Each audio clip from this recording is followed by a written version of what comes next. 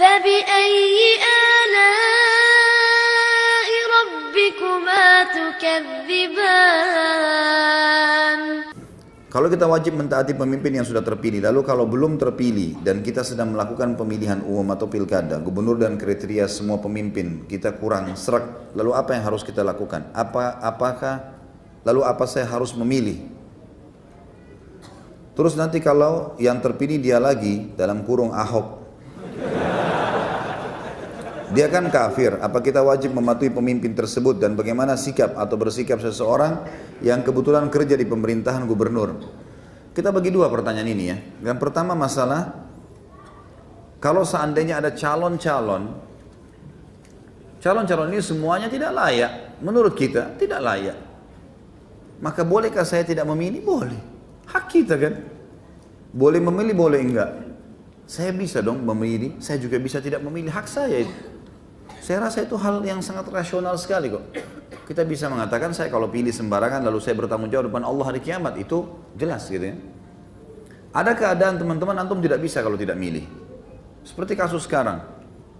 Tentu saya pribadi dan saya berharap semua muslimin sudah paham masalah itu. Kita tidak berharap Ahok ini jadi gubernur lagi, mustahil. Dan semoga Allah turunkan dia dan hukum dengan perilakunya, mustahil itu, sudah tidak mungkin. Ya, sedangkan dia tidak menghina saja agama Islam, nggak mungkin dipilih itu. Kebetulan aja dulu karena dia berpadar sama seorang muslim. Kalau dia dulu sendirian belum tentu dia menang, gitu kan. Sekarang secara kebetulan karena peraturan pemerintah kita, yang satu jadi presiden, yang satu jadi gantinya kan gitu. Kalau dia sendirian belum tentu, gitu. Saya sangat yakin sebenarnya, kalaupun dia mencalonkan diri lagi, belum tentu dia menang kok. Kecuali ada permainan-permainan yang tidak benar, tidak fair, Allahu a'lam. Tapi dia sudah menghina Islam, maka mustahil. Kalau masih ada orang Islam yang dukung, ini munafik. Munafik, jelas. Allah mengatakan dalam surah An-Nisa ayat 138, 139. Allah mengatakan dan beritakan berita kepada orang-orang munafik bahwasanya mereka akan kena siksa yang pedih, orang-orang yang menjadikan orang kafir sebagai pemimpin mereka dan meninggalkan orang-orang yang beriman. Apakah mereka mengira ada kemuliaan di tengah orang-orang kafir itu? Ketahuilah, kemuliaan dan kemenangan di sisi Allah saja. Jadi jelas Allah menyebutkan dalam An-Nisa 138, 139, orang-orang yang membela pemimpin non-muslim di wilayah muslim adalah munafik. Jelas, sampai dia bertaubat. An-Nisa mengatakan itu. Makanya saya ingatkan, An-Nisa 138, 139, kembali ke ayat itu. Siapa orang tanya, ada yang bela pemimpin ini, tunjukkan ayat itu. Tetap dia tidak mau, ya Anda munafik. Allah yang berfirman. Mau marah terserah, silahkan marah. Ya. Nggak ada yang takut dengan dia marah gitu. Jelas-jelas salah kok, gitu kan? Di situ justru dibutuhkan kejantanan seorang mukmin. Salah ya salah, mau bagaimanapun tidak ada masalah. Mati itu di tangan Allah Subhanahu Wa Taala, gitu kan? Kecuali kalau memang masalah masih ada toleransinya, mungkin. Nah kalau misalnya pemimpin itu dua-duanya Muslim, kemudian memang kita tidak serak, ya sudah hak kita. Tapi kalau nanti orang ini pun misal, insya Allah tidak, dia mencalonkan diri lagi, maka tidak ada pilihan, antum harus milih si Muslim. Cari yang muslim, tidak boleh antum biarkan tidak memilih. Ini saya sudah bilang pada pertemuan beberapa pertemuan yang lalu, kalau saya yang sempat tanya, sudah ditanyakan oleh beberapa masyayikh ya, di antara guru yang saya sangat hormati Syekh Sulaiman Ruhaili, beliau salah satu tenaga pengajar di Masjid Nabawi sekarang, dan beliau Masya Allah kapabilitas ilmu sangat bagus. Untuk kami tanyakan masalah ini, beliau mengatakan jelas sekali kok bahasanya. Kalau keadaan seperti Jakarta sekarang, kalaupun orang ini betul-betul tercalonkan, waktu itu belum ada pembicaraan dia menghina Islam ya. Waktu kami tanyakan ini belum ada penghinaan Al-Maidah 51, belum terjadi. Beliau tetap mengatakan kalau betul terjadi ada pemimpin non-muslim tercalonkan, pemimpin muslim tercalonkan, maka dipilih pemimpin muslim walaupun ada kekurangannya. Nggak bisa tidak.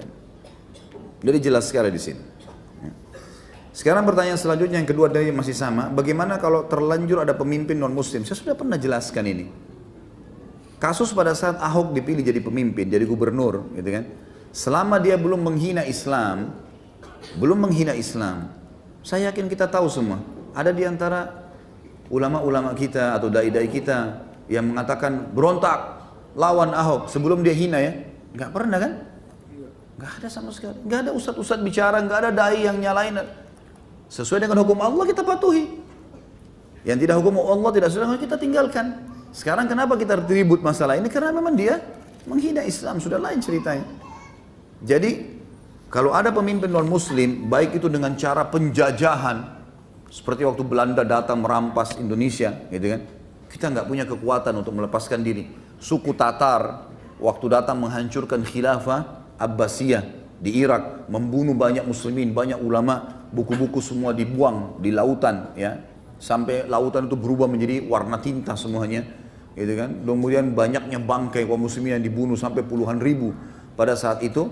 Dan mereka berkuasa, maka tidak ada kekuatan kaum muslimin pada saat itu, dibiarkan mereka memimpin. Tapi kita berusaha, tentu kita berusaha maksimal untuk bisa, ya, mendapatkan pemimpin yang muslim. Tapi kalau sudah terlanjur atau kita berada di, baik itu dengan cara penjajahan atau misalnya kayak gini sekarang kasus Ahok di Jakarta, kena sistem yang muslimnya jadi presiden, dianya langsung jadi, selama dia tidak buat masalah ya sudah, tunggu sampai jabatannya selesai. Karena tidak mungkin kita bangkang sama pemerintah induk yang memang kita dilarang untuk keluar, kecuali memang kita dilarang sholat, ya.